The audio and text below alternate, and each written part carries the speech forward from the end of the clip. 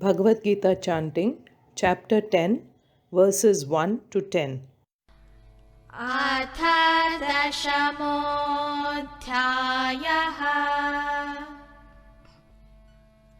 श्रीभगवानुवाच भूय एव महाबाहो शृणु मे परमं वचः यत्तेऽहं प्रीयमाणाय वक्ष्यामि हितकाम्यया। न मे विदुः सुरगणाः प्रभवं न महर्षयः। अहमादिर्हि देवानां महर्षीणां च सर्वशः। यो मामजमनादिं च वेत्ति लोकमहेश्वरम्। असम्मूढः समर्थ्येषु सर्वपापैः प्रमुच्यते। बुद्धिर्ज्ञानमसम्मोहः क्षमा सत्यं दमः शमः। सुखं दुःखं भवो भावः भयं चाभयमेव च। अहिंसा समता तुष्टिः तपोदानं यशो यशः।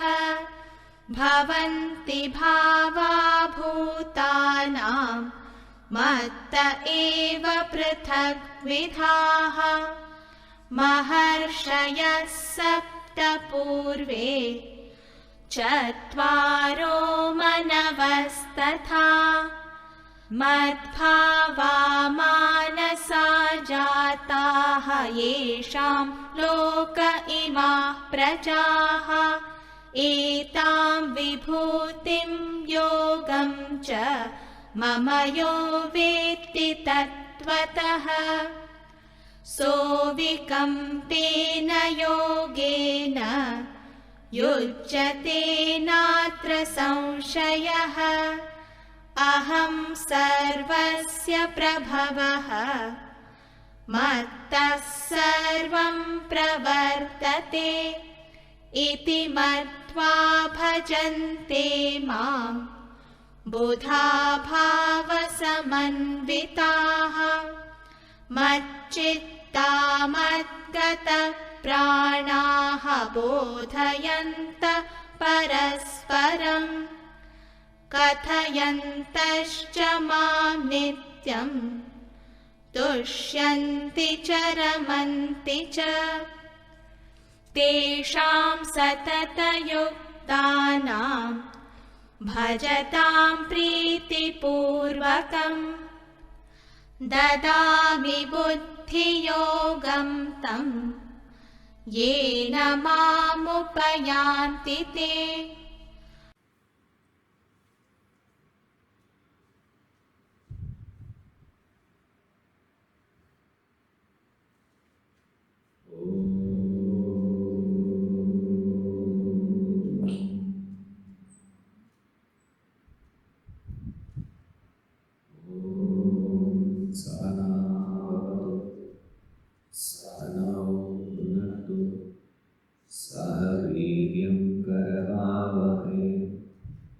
तेजस्विनावधीतमस्तु मा विद्विषावहै। ॐ शान्ति।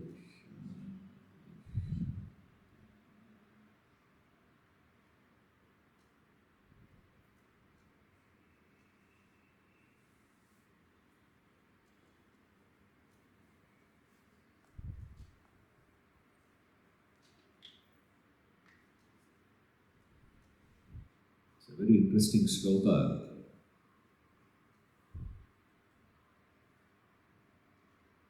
where the Bhakta addresses God. He says, forgive me for I have not namaskara to you in my last janmas. I have not done my prostrations to you in my last janmas. For that, forgive me.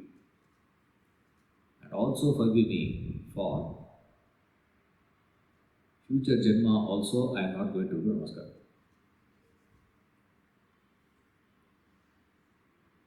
So you have to you have to forgive me for two things, he says. First forgiveness he is asking is for not doing my namaskara to you the last janma. The second forgiveness he is asking is for I am not going to do namaskara in the future janma.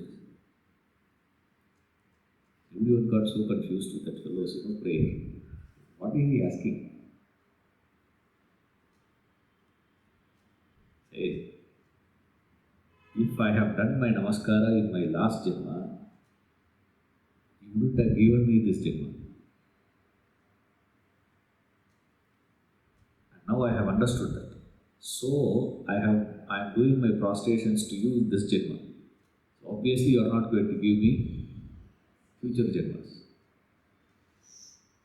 So if there is no janma, where is the namaskara possibility? I would have merged with you. So no namaskara in future. The fact that I have janma now is a proof that I have not done my namaskara to you in the past. So he says, take my salutations to you. My namaskara to you now.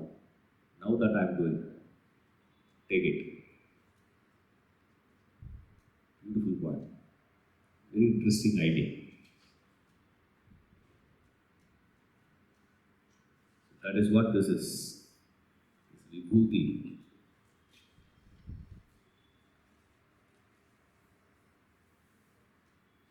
Vibhuti means glory. Right. Vibhuti is glory. Vibhuti yoga. Vibhuti means ashes also. Don't think Vibhuti yoga you translate, you should be careful. Vibhuti also means ashes. So what is the 10th chapter? 10th chapter is Vibhuti yoga. So yoga of ashes. Translate properly. You are not supposed to do that. Vibhuti means glory. When you add a prefix Vibhuti, it becomes supreme. This is supreme glory of Lord, of Brahman. And this entire chapter, this 10th and 11th chapter, when you are discussing about the glories is of God, we read that in three different angles. Right? Three different ways you see it. One is you see that as intellectual analysis. Another one is devotional analysis. Intellectual analysis is you say this is the glory of Brahman. Right. Another one is you take it as the glory of Lord. Now Brahman becomes more of the Puranic. Vishnu. You take it as a personal God. This is more of a devotional angle, that is. The first one is Shruti. Upanishadic way of taking it. Upanishadic way of understanding this is Brahman, the supreme manifestation of Brahman, that is intellectual. So there when you say God, Lord, immediately you replace that with Brahman, intellectual. Devotional will take it as supreme manifestation of Vishnu, Shiva, any Devata that you can have. Right? You can take it as Rama, you can take it as Krishna, you can take it as this, you can take it as anyone, it doesn't matter. But generally we take as these two, Shiva, Vishnu, these are the two we take. So either you can interpret it as this. Then there is a third angle to it. This is the good artha. And the best part of the third angle is you will never find the third angle explained by anyone in any commentaries. You can scan through all the bhashyas, ancient and modern. The third angle you will never find. This is what we call as buddhi, which is so visible. At the same time, it will not be said. And don't think, only I am giving it. Immediately say, oh, so now I am going to give you an interpretation which was not given by Shankara, not given by Ramanuja, this, all that please. It's not that they don't know it. Actually, what they are giving is the third one. But we are not able to see it. That is the third angle, which is the angle of a seeker. Seeker's angle. The first angle, intellectual. Second one, emotional. Third angle, there, supreme manifestation of, now it is not Brahman, not personal God. Now what happens? They say Pratyaksha Brahman. What is Pratyaksha Brahman? Perceptible Brahman. If you are Brahman, then why are you reading all this? This is junk. If you know you are Brahman already, this is a waste of time. What is Pratyaksha Brahman? Nirguna Brahman, one. Second one is we call as Saguna Brahman. Nirguna Brahman is what we refer as Brahman, intellectual. Then we take it as Saguna Brahman, which is Vishnu, Shiva and all that, Puranic gods. Then there is a third Brahman, Pratyaksha Brahman. What is Pratyaksha Brahman?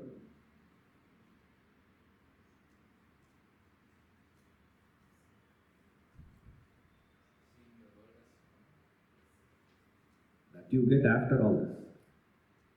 Pratyaksha Brahman. Pratyaksha means what? Perceptible. Visible. Right? Visible God. Who is visible God? Guru, exactly. Who answered?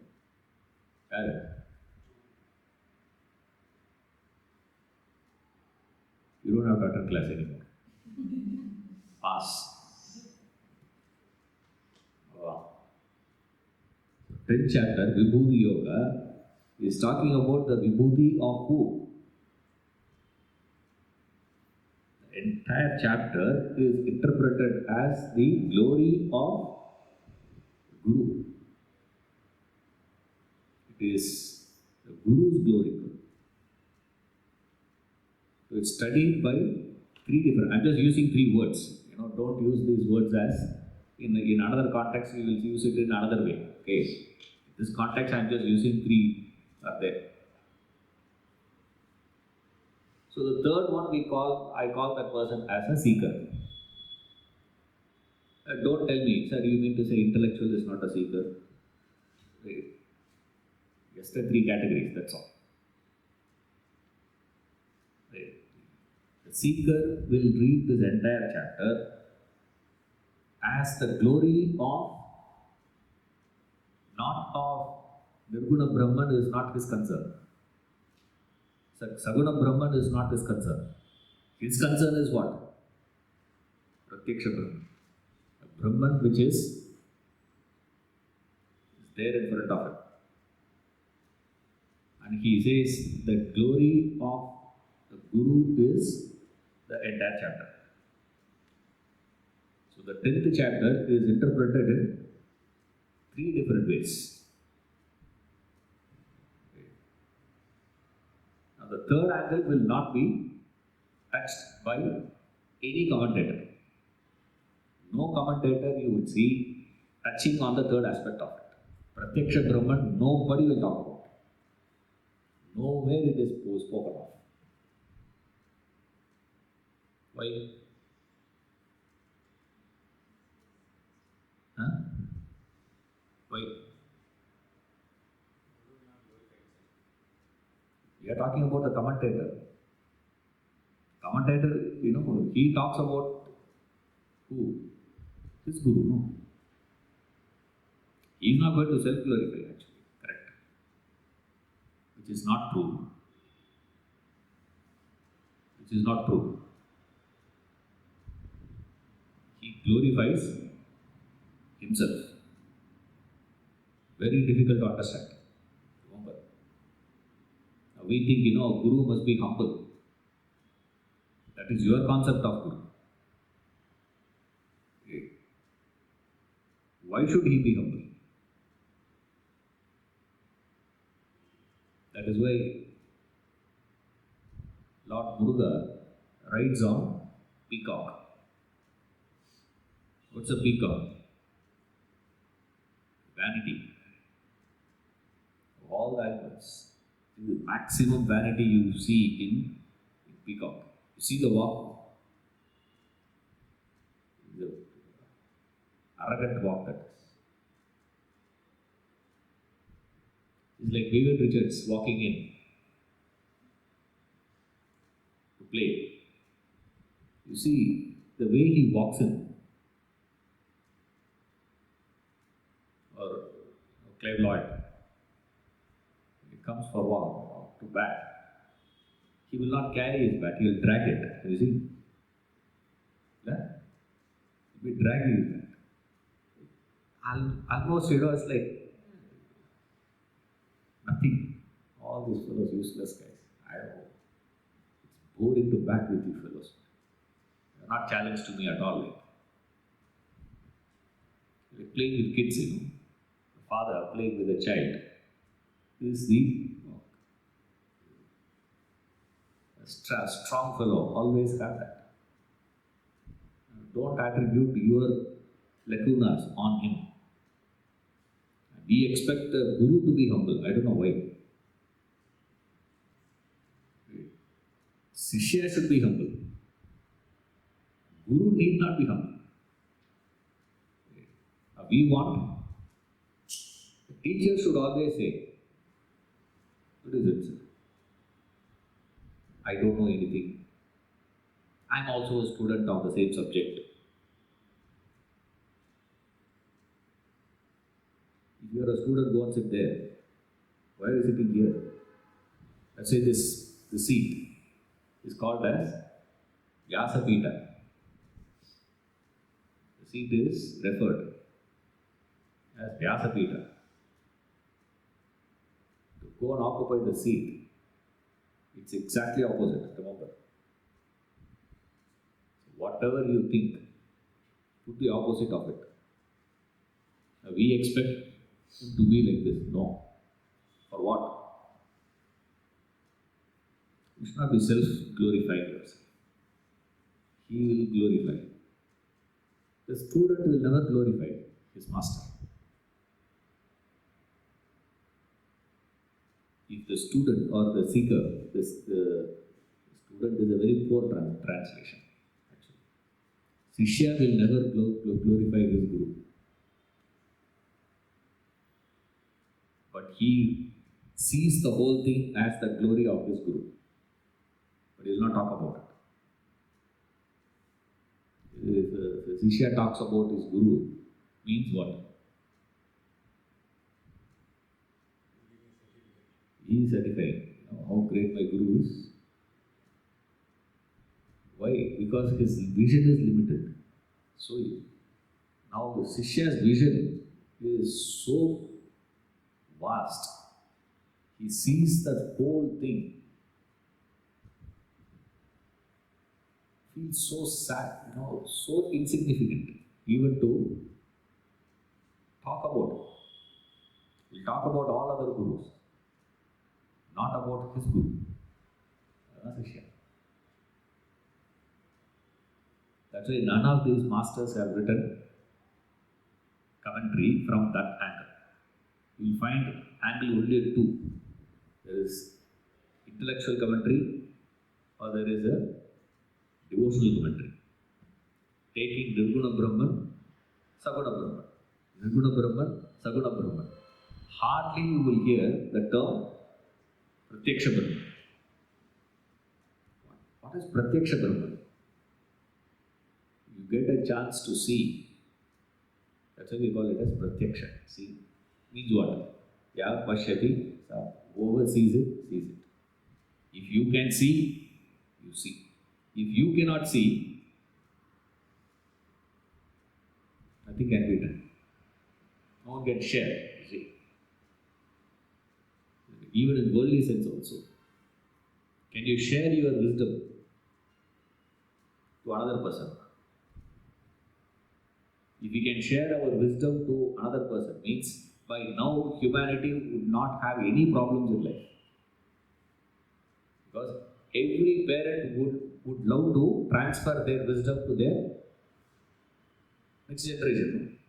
If I can transfer that, by now what would have been the case? All the wisdom you should be able to transfer. You are not able to transfer that. You cannot transfer vision. You can't transfer that understanding. And the glory of the Guru to see what is needed.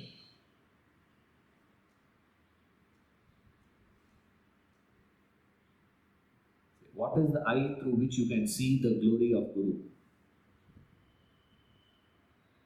Only with the eye of Shraddha.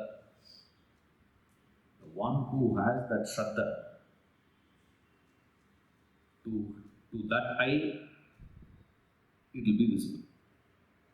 You are lacking that Shraddha, it's not visible. That is why I said intellectual, devotional. You can see the whole thing as Vishnu's glory or Krishna's glory. It depends on who is your personal God. What we call as Ishta Devata. Right. If your Devata is Vishnu, then it is Vishnu. If you like Shiva, Shiva. If you like Krishna, Krishna. That's all. That is easy. To see the Guru and his glory, and the whole thing is only explaining his glory, is almost impossible to interpret. And don't try to do that, please. Okay? Don't try. Don't sit here and say, okay, now I am going to see. What is this interpretation of the sages? What is the interpretation of these qualities? Allah, He gave all those qualities. All these qualities are manifested. In whom? Ahimsa is manifested. In whom you see Ahimsa? Don't try to see Ahimsa in you. It will not be there. Don't try to see Ahimsa in your neighbor. It will not be there. You can see that Ahimsa, you can see all these qualities, whatever He gave, enumerated numerous qualities, and we'll see that more in future. All those qualities reside in whom? where you see all that manifestation of himself, where you see it.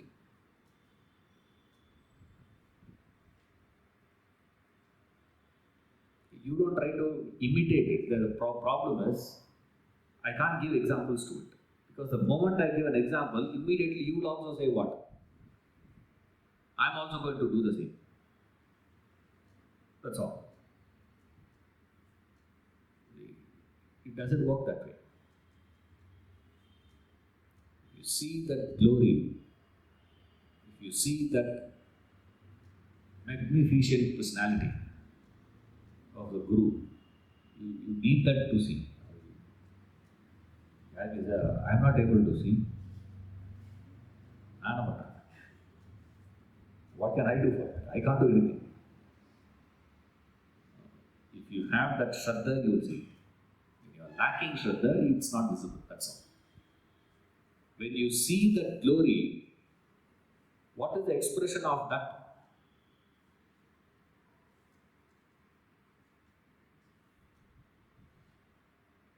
What is the expression? Humility is attitude, quality. Expression of that will be what?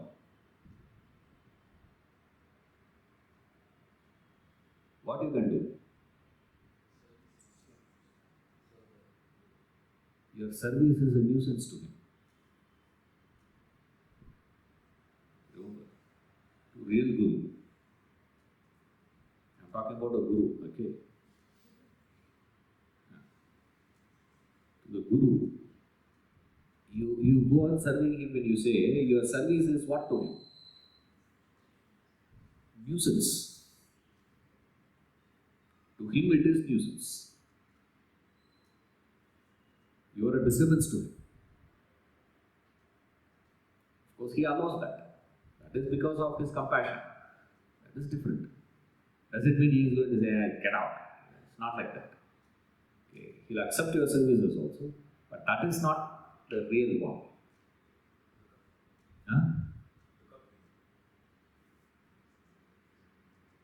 That are very local. Look up to him now, local. We are talking about a man who sees him as this gigantic personality. Oh. What happens is that surrender, that is Shraddha. Expression of that is what? Prostration. Pass. You also don't have to go to class. I don't know why everybody is going. Ella pass pannanga. Prostration. All that you can do is what? What else you can do? Huh? That is the significance of prostration. That's what he says. All that I have to do is what? Nothing I can do. Why I didn't do prostration last Janma? Because I didn't have the vision. Not able to see that. It's blinded. Now, thanks to Sunday morning class, I got the vision and see that. I can see the glory. Expression of that is what? Manifestation of that is the helplessness with which you stand there. The insignificance of yours.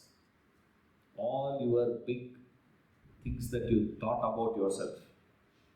How great I am, how good I am, how intelligent I am, how powerful I am. What power you have. Huh?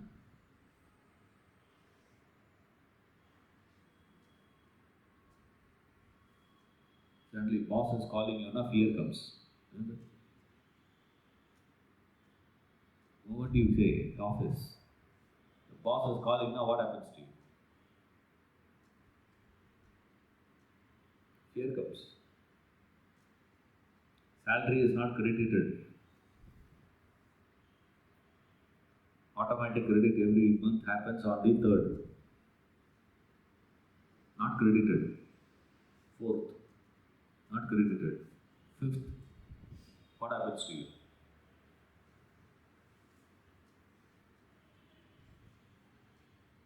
One month you will keep quiet. Yeah, accumulating. Many times because of your tamas you don't register. Sometimes. Tamas say, I don't care, I don't do that. Why? Because you don't register. That's called laziness, tamas. The moment you register, what happens to all that you have? Everything inflated. And you see a man standing there with so much of power in him. It's not his brain power, it is not his muscle power, it is not his money power, it's nothing. It's not his brain power. Nor is it money. Nor is it physical. Muscle power. None of that. But you see that powerful personality. What is power in that? Where is real power? Where is real strength? What is strength?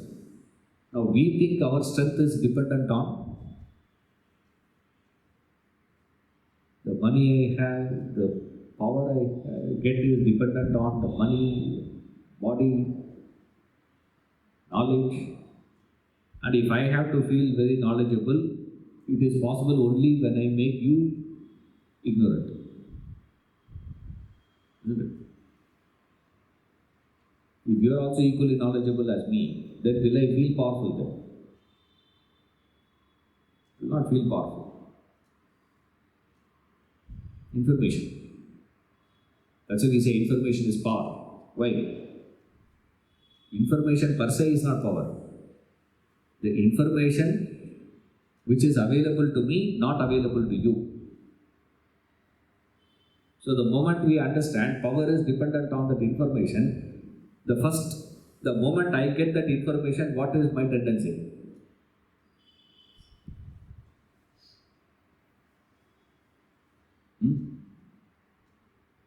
Will I share it? I have the knowledge of studying stock market. I know I have found the algorithm of the stock market behavior. They immediately call and say, I'm going to teach to everyone.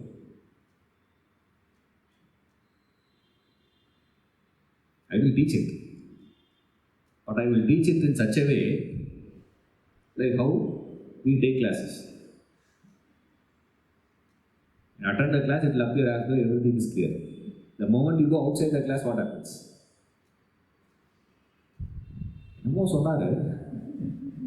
He said something very interesting, but empty hand only. You share at the same time, don't share that. Why?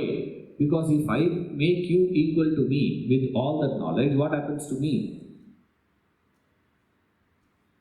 Imagine all of you also get to know Bhagavad Gita interpretation. All that I know about the Gita, you also know. What will happen?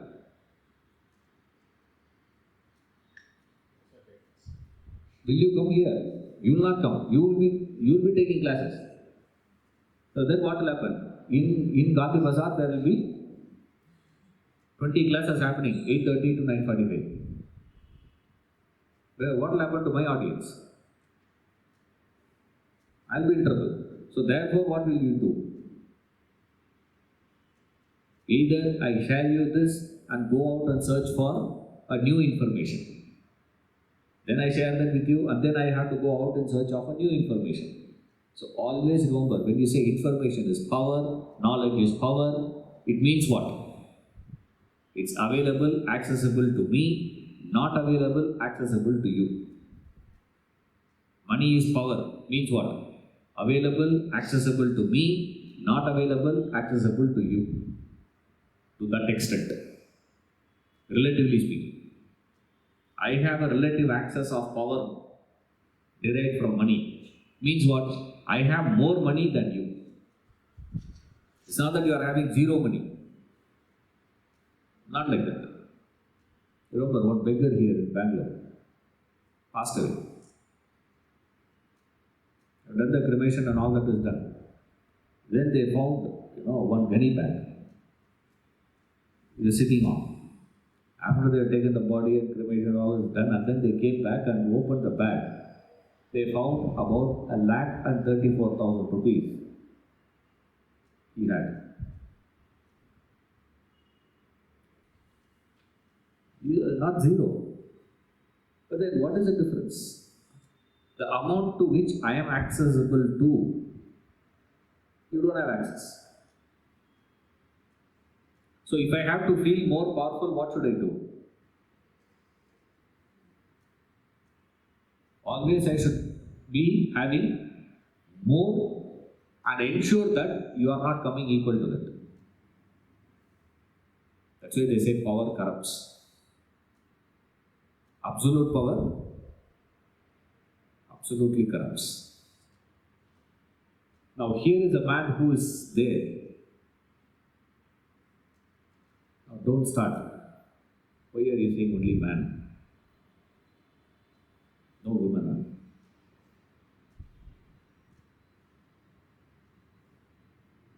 Even in law, when they say man, it means what? Man and woman. Every time you can't be putting a comma and say woman also. Man and woman, man and woman.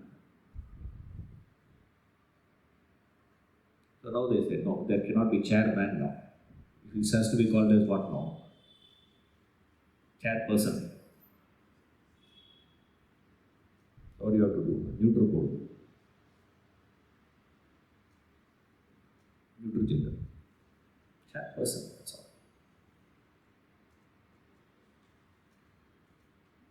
Don't say any person, nothing, no male or female, can be anybody.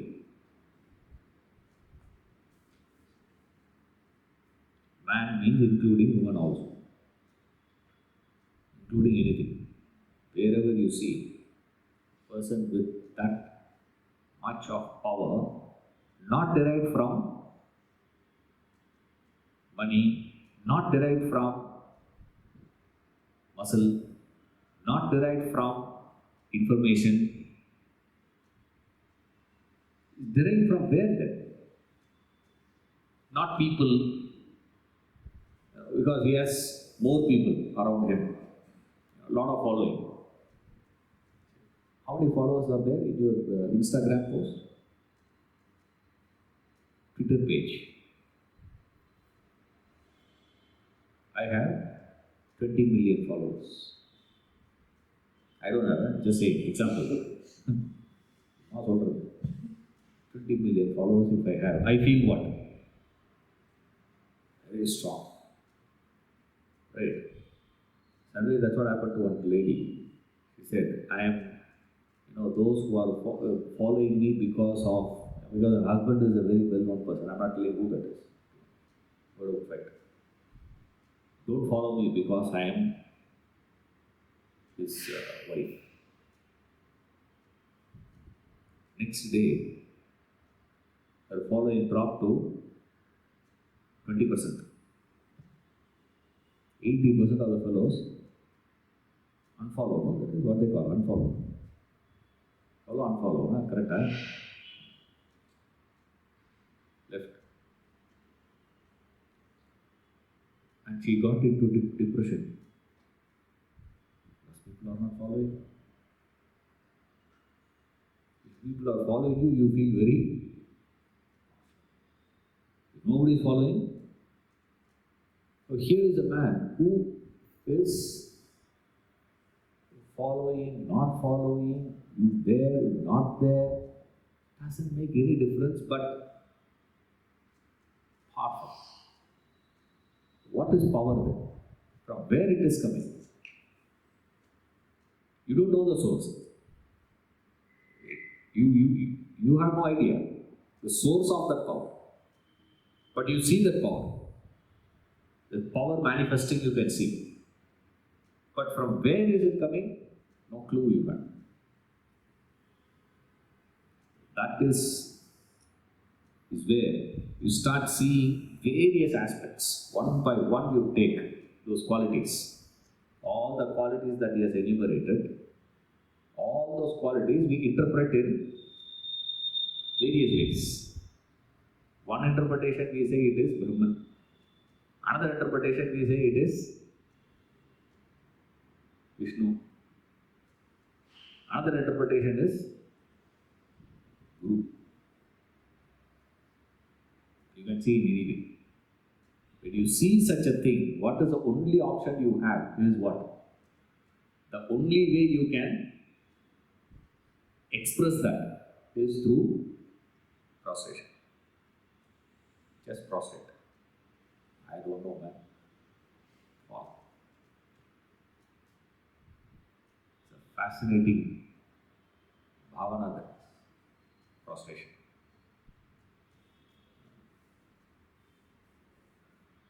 It's what this Kanji Acharya he says. Beautifully, he puts it across. He says, I am so unlucky. Why? I can't prostrate. You people are so lucky. You can't prostrate. Having seen the post of a Jagat Guru, where you can prostrate.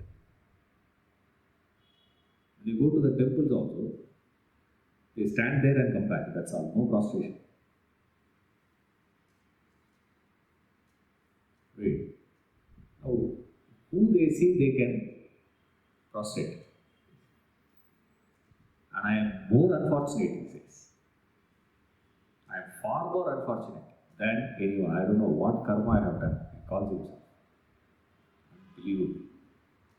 I don't know how many times I would have read that. He says, at least we had this chance of prostrating our Guru, the one who gave the initiation, Diksha. Right. That also didn't happen to me. For him, if you see his story, Diksha he took himself. You can take Diksha by yourself. That's also allowed. But that's not for everyone. You don't start. Okay? I have given Diksha. Like one man a few years back came to me. Said, I wanted to meet your Guru. Asked him, for what? Is there any problem or any doubts or what? I want an appointment. I want to meet him. I said, for what? I want to take Diksha from him. I said, this Guru doesn't give Diksha to anyone. He has not given me. It's 25 years. I've been his student. And I knew him for about 28 years. So my knowledge of him is over 28 years. He has never given. I have asked people also who have been with him for the last 45 years. Diksha he doesn't give. No. And then he gave a list of people from whom and all he has taken Diksha. Like we used to have stamp collection in those days. Like that, this fellow has Diksha collection. I've taken Diksha from this person, I've taken Diksha from that person. You can't. Shankara had that. He has to take Diksha himself. Sannyasa. Similarly, for him also, the senior was not passed away.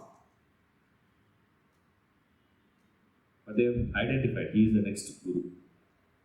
So there is no one to give him the Diksha. What to do? From school, halfway through school, the class, The pure comes and calls him, says, come, the parents are calling. He says, oh, I'll come back. He doesn't even know where he is going, what he is doing. He just goes. They said, you are Jagat Guru from today. Now what to do? That option also I had, that also got for me. How unfortunate I am. This prostration is such a fascinating idea. It's a blessing to have that. Provided you understand and then do. The expression of it. How this prostration should happen, they say. There's a procedure. And don't make it a rule. Then, this many number of times, and these people have made it a rule also. If a wife has to fall at the feet of husband, how? There is a way of doing it. For parents, when you prostrate, how that is to be done. From elders, they come, no? Houses.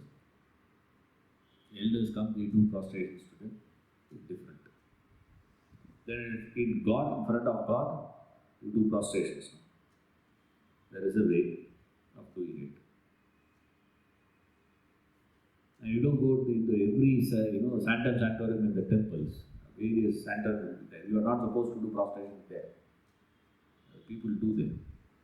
Not supposed to do. You see the Dvajastamba, the pole, the flag pole, be there, no? Kodimara they call it. The Dvajastamba. You are supposed to prostrate there only. Not everywhere. If you do prostration here, automatically that goes to all the deities. So, there's a procedure. Similarly, there's a procedure they have for prostrating Guru, Vaishnava Sampradaya. They have a fascinating one. They give numbers. When you are falling for a husband, once. Wife, how she has to do is once. If you are going for your parents, 3 times. You have to get up, 3 times you have to do. Then you go to temple and all that, for all those places, 5 times you have to do. They have 16 times doing and all is there. Then to Guru, what are you supposed to do? Till he says enough. You have to keep doing it. And 99.99% your Guru will not even register you are doing proper prostration. So what are you supposed to do? Keep on doing. You have to keep doing it. Ramanuja did that to his Guru. He goes there to meet him in Srirangam. Ramanuja was not living in Srirangam. He was living outside. So he will come. So he comes there once. He asks him, where is the Guru? He goes to the Bata and asks, where is the Guru? They say, Guru has gone to take bath. So he goes to the Srirangam. The Kaveri. Next time when you go Srirangam, Kaveri is wide, very vast it is. And 99% of the time, river will not be flowing in full glory. If he has to run in full glory, means it is flooded all over. Entire Karnataka flooded. Then only in that place it can run. It is really vast it is. So water will be somewhere inside. So always what they do is they walk inside in the sand, go there, take bath and come back. Okay. So usually they do that. So he goes there. He knows where that spot is. When he went there, the Guru was standing to take bath. He's just standing there. What he was doing, nobody knows. He's simply standing there. Maybe he's muttering some mantra or whatever he's doing. And the moment he saw the Guru, he started prostrating. The hot sand. Okay. And the moment you see your Guru and all that, you have to remove your shirt. You remove your shirt and then there's no vastra. You have to tie. In those days there's no shirt. You'll have this, vastra they will put on. That's all. So they will remove that and tie. It's like a towel you have. Tie that and then prostration happens. Prostrating, prostrating, prostrating, prostrating, prostrating, prostrating. To a point where in the hot sand he is falling, getting up, falling and getting up. All over the body and face is the heat, boil, started appearing. And then this Guru turns aside and registers. What are you doing? Prostrating.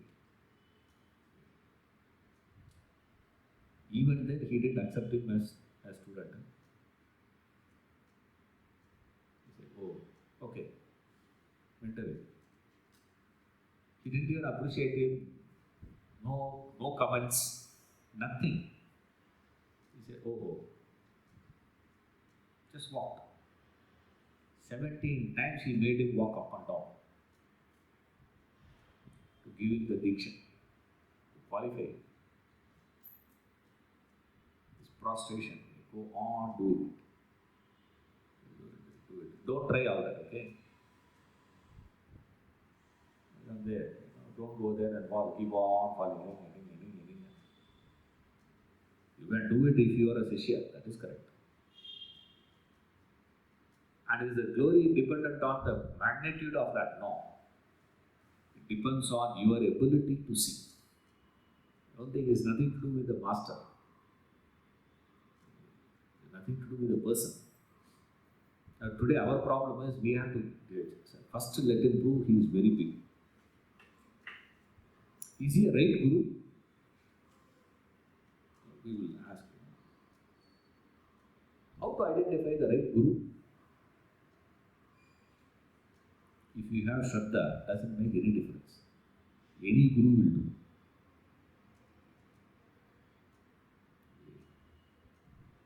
Any Guru can help if you have Shraddha. If you are not having Shraddha, even if you have a Jagat Guru, it will not make any difference to you. What you will do with him is what? See, glorifying doesn't mean immediately, not like the people do. You put the photograph of him and start doing arati. Morning one arati, afternoon one arati, and evening one arati. That is not glorifying, remember. Glorifying the Guru means what? Not praising him. Right. Not going on saying, wow, you know what my Guru is? You know how great my Guru is? You know how powerful he is? How good he is? How intelligent he is? How knowledgeable he is? How famous he is? Is this what is meant by glory? Glorification means what? I am glorifying my Guru means what?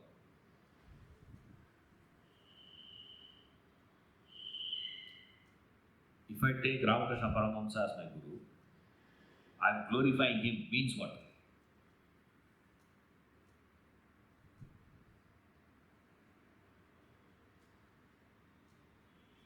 Doing bhajan? No. Is it doing arati to him? Doing a statue of his and put it up and doing, making garland. All that you can do, not that you should not do all that, please. Okay? I'm not saying, don't go out and say, Ishwaran says don't do all that. So you can do all that. But that's not the crux of it. The crux of glorification of Guru is what?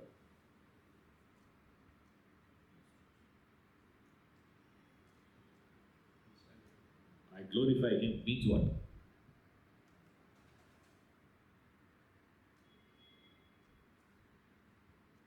Ramakrishna Paramahamsa, what is the first thing comes to your mind? Should come to your mind. Okay? I don't know whether it's coming or not. Something should come, right? When I say Tiger Woods, what comes to your mind?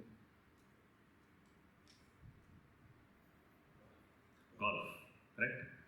Golf. Tirupati?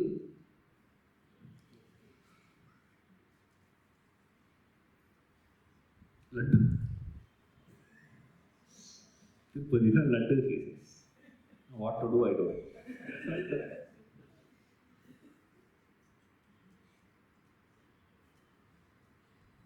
There is nothing in Tirupati. Remember, Tirupati is a down. Tirumala is where the temple is.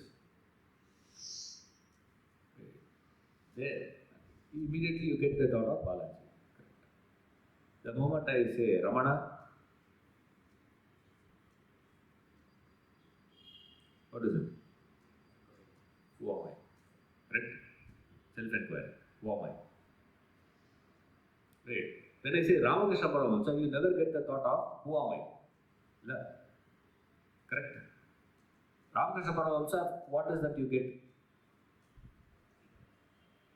Kali. Correct? Now, when you say I am glorifying Ramakrishna Paramahamsa, that means what? I should be able to share what he stands for. What does he stand for? He stands for that Kali. Correct? Mother. Mother Kali is what? He see. All that you have to say is Jai Kali. That's all. He goes into trance. And he sees Mother Kali everywhere. In everything. The whole world becomes Mother Kali to him. Universal Mother. And I am her child. That is the attitude. Correct. Now, do you get anything like that? Do you strive to get there anything? Okay, you are not getting it, okay. Are you striving to get that vision of Mother Kali?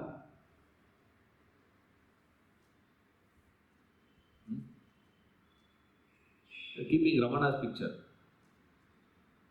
Are you sitting and doing this inquiry of who am I? Are you striving to inquire on who am I? We do puja to him. That we do. I'm not saying you should not do. Right? You do that. But essentially, if you are his Shya, what are you supposed to do? That's why you will find always, as a rule, all those gurus get glorified after their physical death. Not when they are there. See, after they departed, people start glorifying them. Not before. Before that, not possible. Why? Why you cannot do that?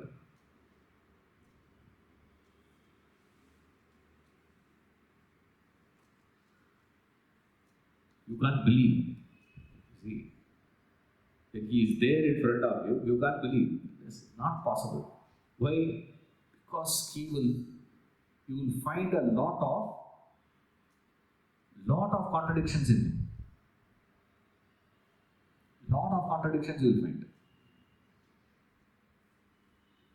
You will scream, why you didn't make that sweet today? I'm not going to eat. He will throw the food. Go and bring it. And then you say, Mother Kali everywhere. He'll come out and give a lecture on Mother Kali to people. He'll interpret that, he'll talk about this, talk about that, and everything you'll find one side. Suddenly you find him, the dining table, comes and sits. She prepares a dish, she says, this is all today. He says, where is that laddu I asked for? I told you no to make laddus.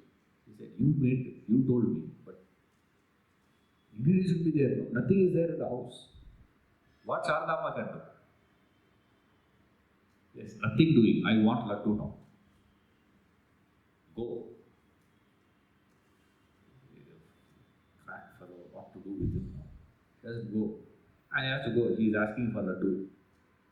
She will go and tell whom? His Sishyas will be there. No. She'll go and tell those people. All the devotees is there. No, they're sitting there. She'll go and tell those people. He's asking for laddu. Huh? Laddu? Why does he eat laddu now? It's like saying, laddu na you don't understand. Use example. Right? You have to give your example. I just saw, I think Apple 14 coming. They're going to release. I don't know, the date is not announced yet. They're going to release it now. Kritika calls one of you, says, Minoli, she calls, says, Sir, the Apple 14, Madam. She will think what? 14 apples for one. 14 apples. No. He wants iPhone or the Amma. 14. She will say what? I myself carrying Nokia 110. And Nokia company is contacting her. Because they want to have, museum. They wanted to keep. I think they are calling and asking, can you share? And we will give you, replace it with this one. Yes, no, I am going to keep only this. I myself doing in this. And you want a Apple 14. iPhone 14 you want, is it? And then you give a lecture on what? Nirguna Brahman, Saguna Brahman, there is, intrinsic illusion, extrinsic illusion, and then you transcend this, transcend that, talk all that. Can you digest? It's impossible to digest. See, we can't take it. You say what? Isn't it, he should be transcending all that? Why we want that person to transcend?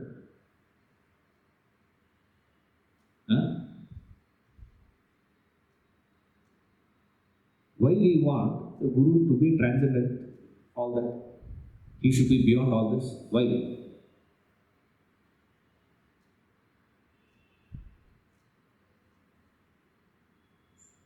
Lack of identification. Fundamental identification. This question you will never ask with reference to your child, isn't it? If it is your child, where to ask? That's called parent. A father, mother, what they do? Till their last breath, their thought is going to be what?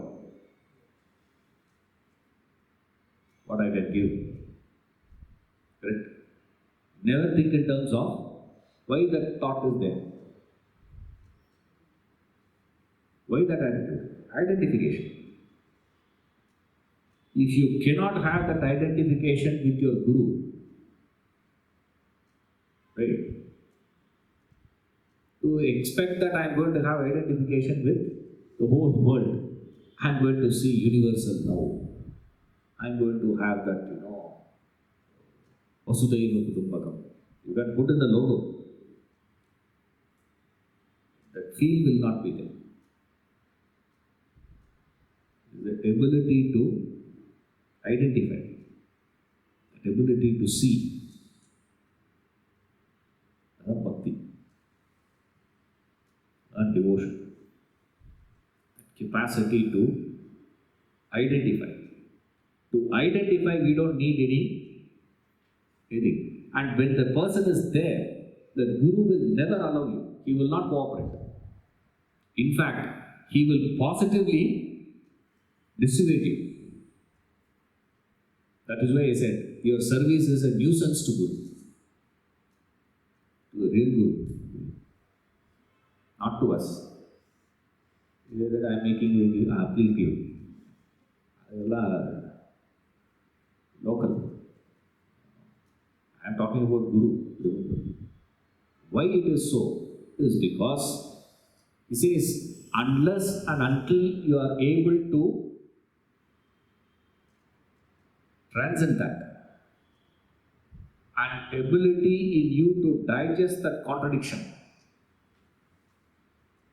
your ability to go beyond that contradiction is where your true spiritual evolution is. That's all it is. Your ability to transcend, that's it. That is what the Guru is supposed to do. What is he supposed to do? But he will do it in such a way, with such innocuous things. It will look correct. That's all, no? Look like that. I'll just give an example. Like all of you have been attending some of these classes, right? Okay?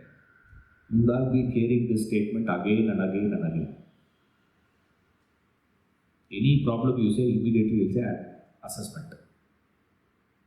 You heard? Assessment. You have to assess properly. World, you have to assess the world around you. What is the meaning?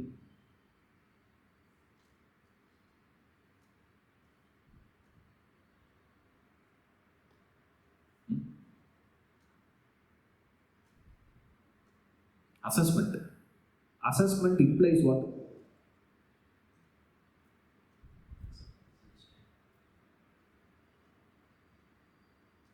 Understanding. Understanding is possible when, under a particular condition only, assessment is possible. There is a condition required for assessment to happen.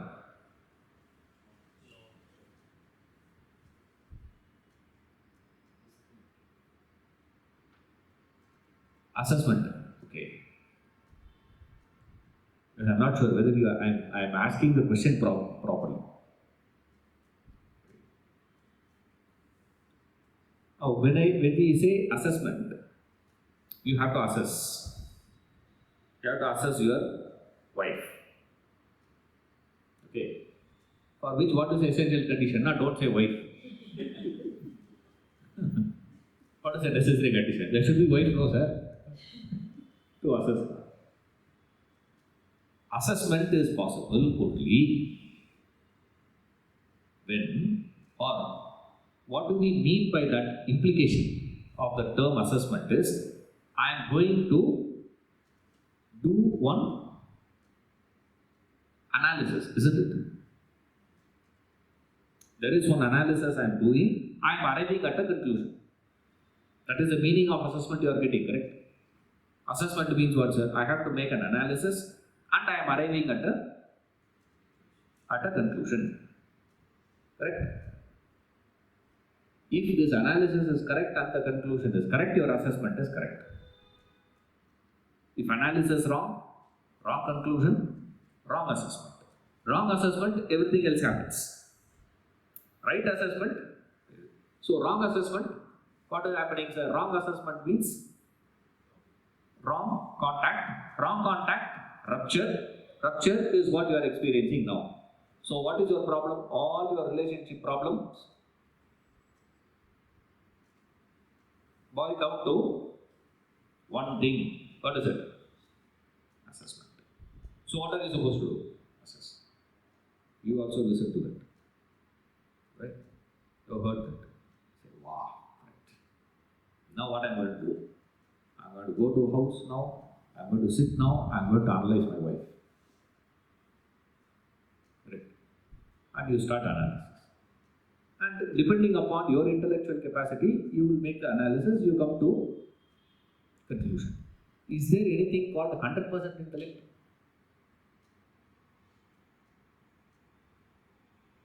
Is there anything called perfect intellect? Is there anything called perfect thinking? There's no such thing. Why? Intellect itself, by definition, we say it is finite equipment. A finite equipment can never come to a perfect, complete, 100% answer.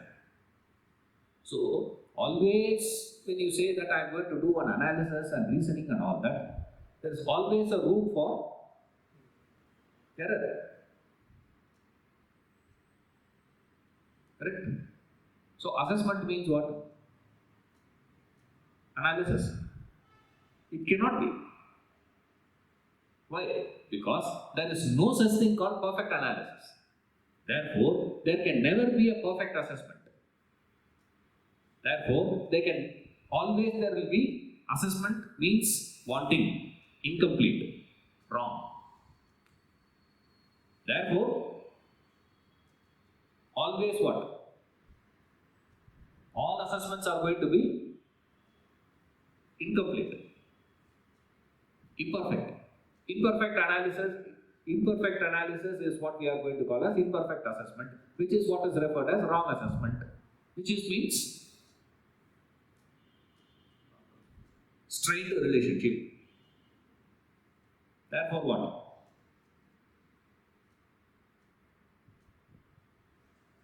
Now, what to do?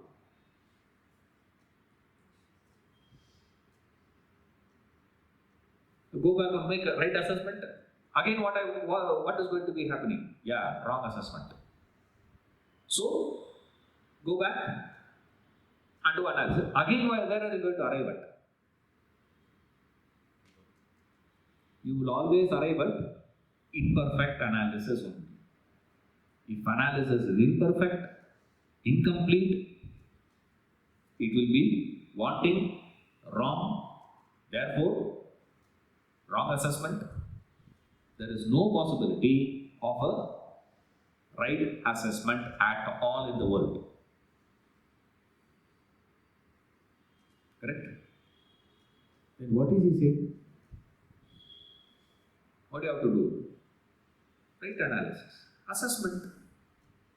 You can go back to him and ask 1,000 times. 1,000 times he will go on saying what?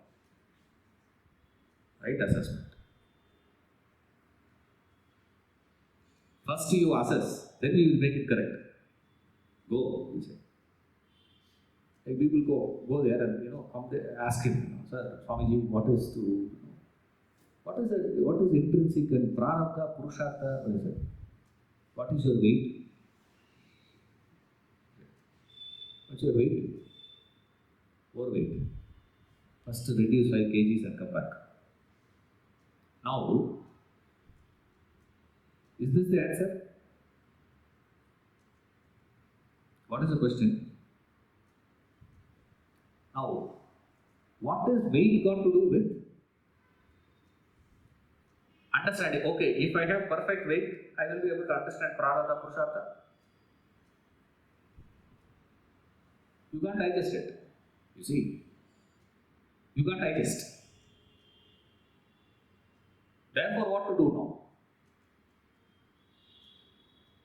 That is why we never glorify the Guru who is there right in front.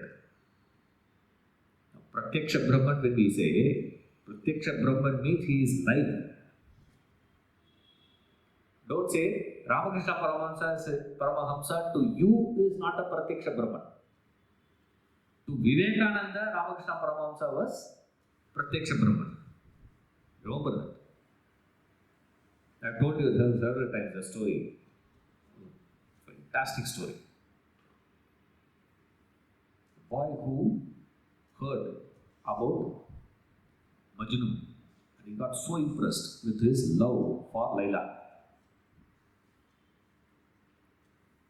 And took the picture of Laila and he also started loving her. Majnu got to know that. He got to know.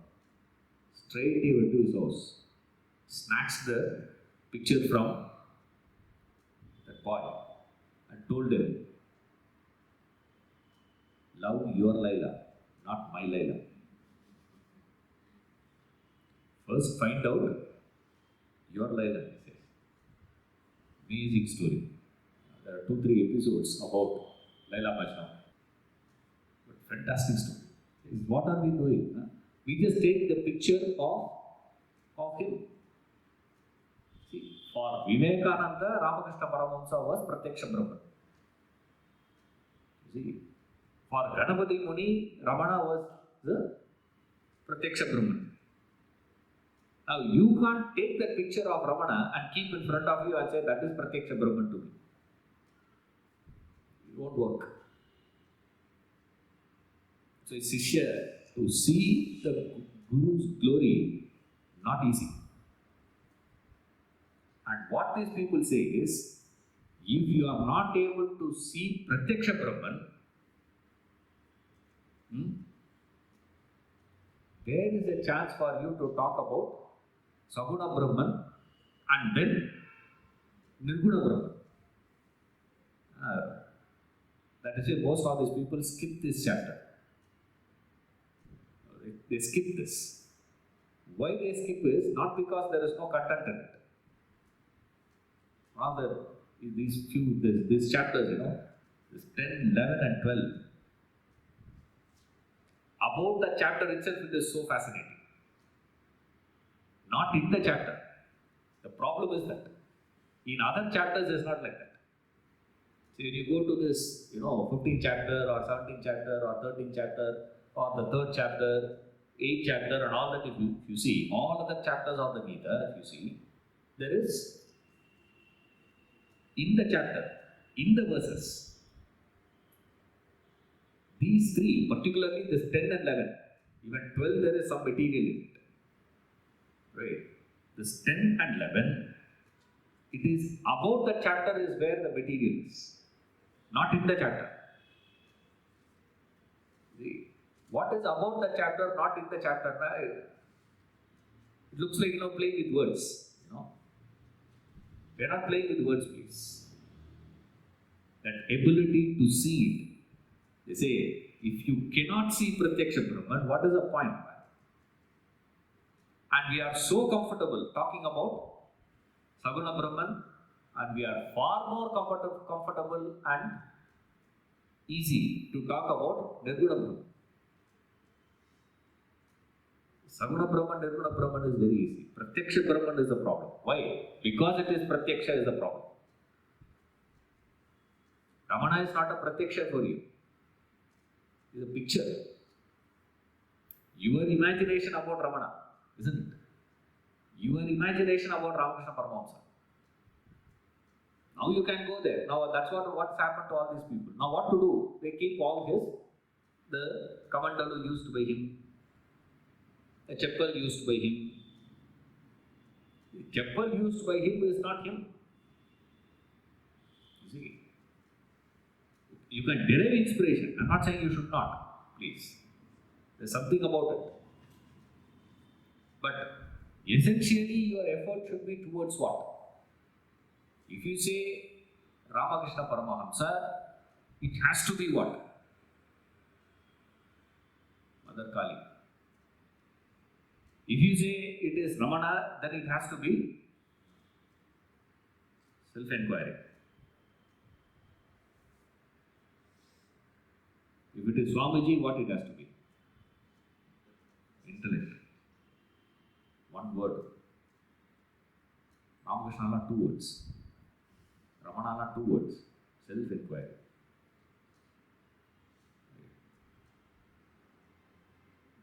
Kali also not. It has to be Mother Kali. Only then you can. Just one word. Buddhi. That's all. Intellect. Just work. Only then it is expansion of your buddhi is what is where you are seeing the glory of your Guru. Otherwise, it's not. Unless you are able to capture the thread, what is my Guru stands for? That's called a Pratyaksha. Seeing. Seeing the glory doesn't mean, keep saying, you know how great he is. Yes. After Shankara, it's only my Guru. I would internally I wanted to say, he is slightly better than Shankara. But, tradition will not accept, you people will not agree to me. See, Vyasaya Vishnu Rupayana, he is Vishnu. That's why every guru, these people started saying as an avatar of that God. Vyasa, you say it is avatar of Vishnu. Yeah. Shankara, you say he is avatar of Shiva. Immediately they had to glorify. But the glorification is not, doesn't mean this place. So Pratyaksha means what? Pratyaksha doesn't mean seeing the body. No. Seeing what? Seeing what he stands for. What is he standing for? That is why you do prostration to him. You touch the feet. Why are you touching the feet? It's an indication that I have captured the idea for which you are standing. That is the prostration. Glorious it is. And about the glory of Guru, if you give me chance, I will go on and on and on. You know, it will take at least 3 months for me to get tired. Say, okay, enough. I'll go on and on and on. In fact, so much is there about it to talk about Guru. It's unbelievable. That's the beauty, the idea of chapter. 10th chapter, 11th chapter, is Buddhartha, we say. There is a hidden. What is hidden glory here is, so whenever in this chapter, whenever Krishna says my glory, immediately you replace it as what? My glory means what? You add one more. My Guru's glory. This is my Guru's glory. This is my Guru's glory. If there is some material we are able to speak, it's because of what? It's my Guru's glory. The Guru's glory through which we are able to speak. It is His grace. Mukha karoti vachara. How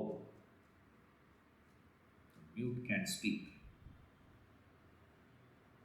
How the glory of my Guru. Getting this glory of the Guru. Anywhere you go on seeing the glory of the Guru, glory of the Guru, glory of the Guru. And between this Saguna Brahman and Guru, who is superior? The Guru is superior to Saguna Brahman. Okay. Now they start fighting. There are 3, no. The moment you say 3, immediately these people say, okay, of the 3, who is superior? So first they say what? Two fellows they take. Okay. Guru versus Saguna Brahman. There is a boxing. And Guru, one knockout. 5 seconds match. Over. Okay. Saguna Brahman and Guru, 5 seconds knockout. Who? Saguna Brahman out. Guru is standing. And then there is a match. Because in the earlier match itself, Nirguna Brahman won over Saguna Brahman. Right. So, he has already won. Now it is a finals. Nirguna Brahman and Guru. Finals. Who?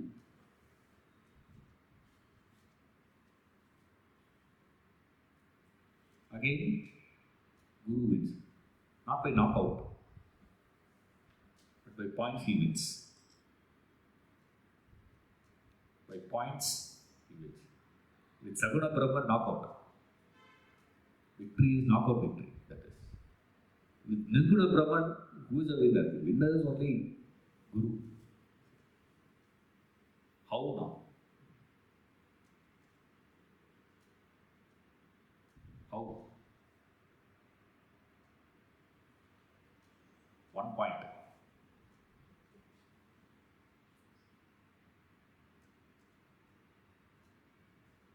Nirguna Brahman cannot pull anyone out. Guru can pull the person out of samsara. Nirguna Brahman will not pull anyone out of samsara. So Guru does what? He pulls a person out of samsara. That's why we say is what? Guru. Meaning is what? Dispeller of darkness. Remover of ignorance. To which what is a necessary condition? You should go with ignorance. Then he will remove ignorance. What are you going with? You go with ignorance. We never go to Guru with ignorance. We go to him with what?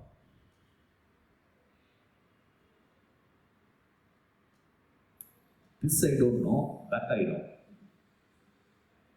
About Bhagavad Gita, 10th chapter I don't know.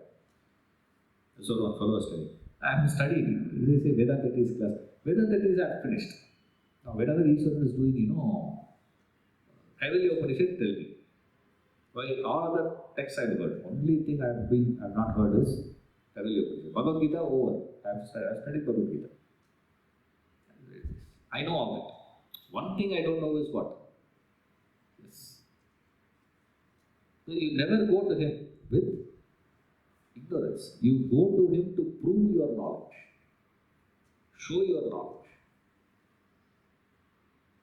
I have no clue of what's going on in life. No idea. You go, he'll remove that ignorance. You carry that ignorance with you. You don't carry the knowledge with you. The problem is you carry knowledge to Guru. And Guru needs your ignorance. He doesn't need your knowledge. It's a waste. You go to him with knowledge, it's redundant. For what it is? It's useless for him. It's like imagine a fellow comes and gives me, sir, I have one Rolls Royce. I want to gift Rolls Royce to you.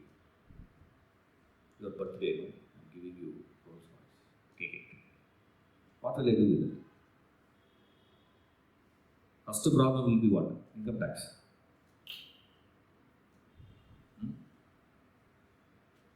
Mafia, they think. I am doing some money laundering. Not income tax, ED will come. All these years, income tax filing, you are filing returns. Returns, they say what? Nil returns. Nil returns. Suddenly you come and say that I have one Rolls Royce.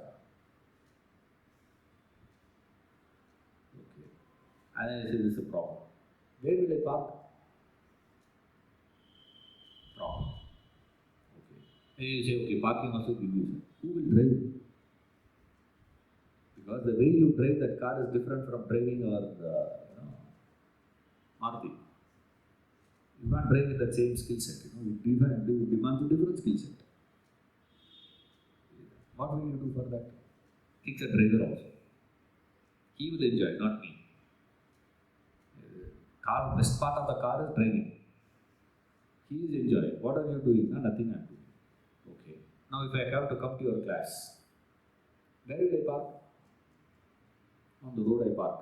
Imagine I have parked my Rolls Royce on the road and sitting and I have to take a class. Where is the thought? So if you give me Rolls Royce, what will I do with it? First thing I'll do is I'll sell it. What will I do with it? Redundant, it's a nuisance. You see? It's a problem. Now we all think, it is, wow, it's actually a problem. He doesn't need your knowledge. It's redundant for him. He needs your ignorance. Carry your ignorance with him. Do you carry that? And that's what he says. Prostrate. Prostrate to Guru. Kabir. Beautiful doha. He says, if Govinda and my Guru come together, they are very good friends. So both those fellows have come together. To whom will be my first prostration? He says, my first prostration will be to my Guru, not to Govinda. To my Guru, my first prostration. Because he is far for knockout. Govinda knocked out. But Nirguna Brahman and Guru, who is it? He says, Guru is superior to your Nirguna Brahman. Nirguna Brahman is useless, simplicity, waste.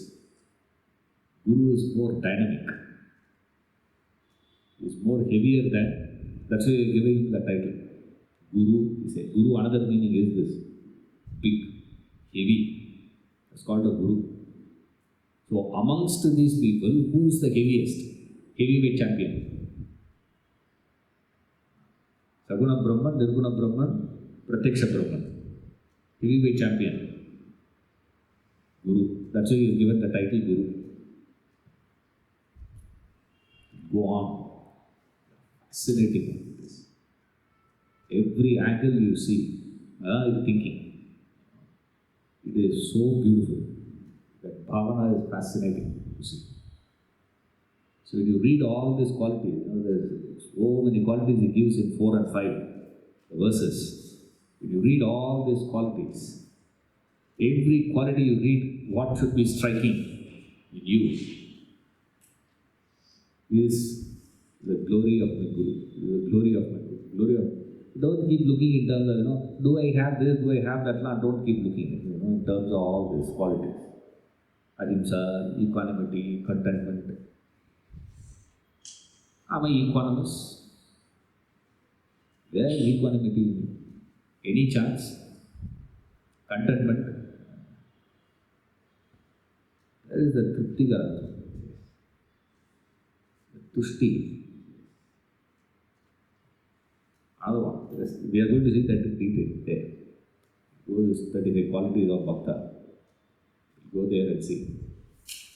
Each quality. 35 qualities. 35 class are there. Assuming we take one class, one quality. There are qualities may go to even 2 to 3 classes also. Because it is so fascinating. You should pray. This fellow doesn't get into the frequency. Just the thought of prostration, whole class, prostration. No? Just the thought of it triggered so many things. Glorious, it is so beautiful. These qualities, prostration, the bhavana. What is that? That ability to see that in the Guru, see the glory of him. You are flabbergasted. You are stunned. When you are stunned, what will happen? You lose your consciousness. When you lose your consciousness, what will happen?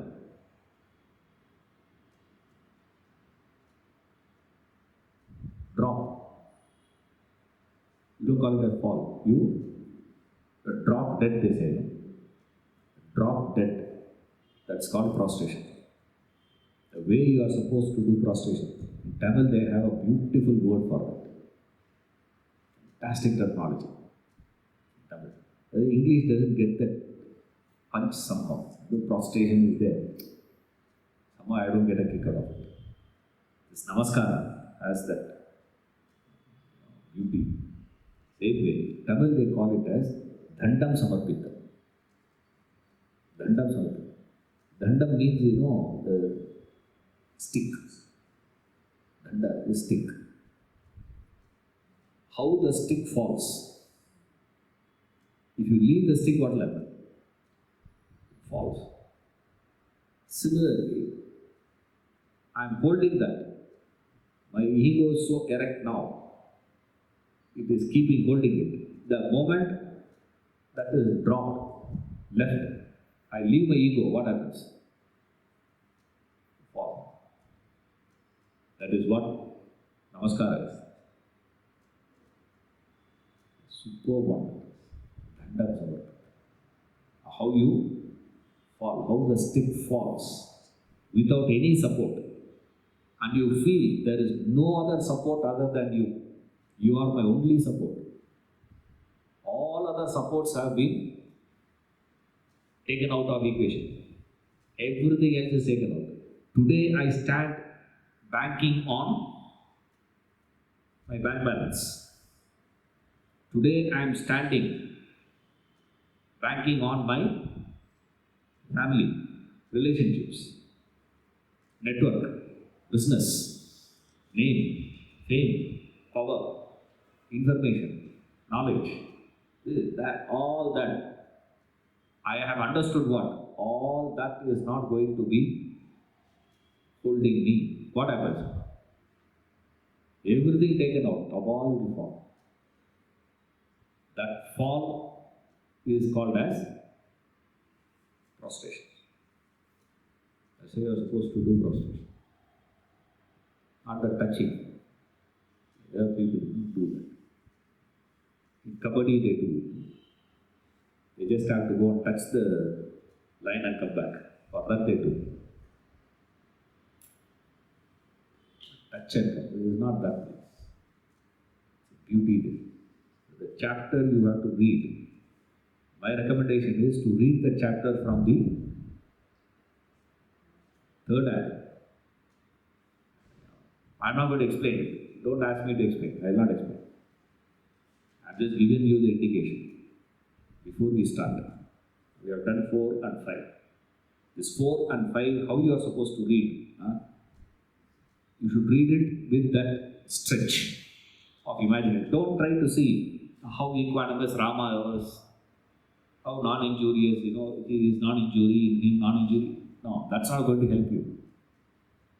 What is going to help you is this austerity, tapas, the charity. Qualities one by one you can take and start,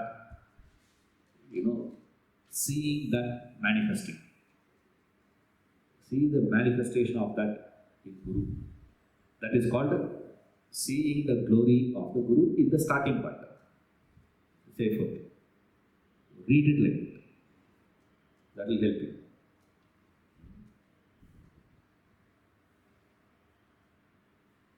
Still in the fifth verse only, no? 4 and 5, no?